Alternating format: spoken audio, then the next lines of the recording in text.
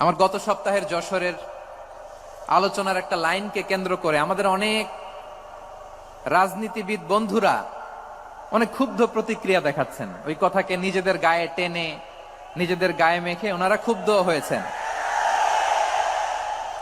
প্রিয় ভাইয়েরা, আমি বলেছিলাম যে একদল খেয়ে গিয়েছে, আরেক দল খাওয়ার জন্য রেডি হয়ে আছে। তো এখানে কি আমি কোনো দলের নাম বলেছি?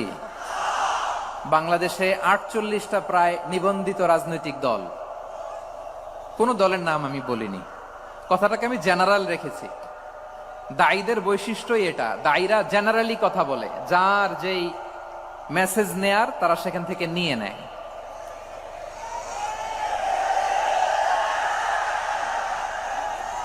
তো কোন দল এটা নিয়ে কোনো কথা বলল না। আপনারা এটাকে নিজের গায়ে যে মাখালেন, এটা ঠিক হয়নি।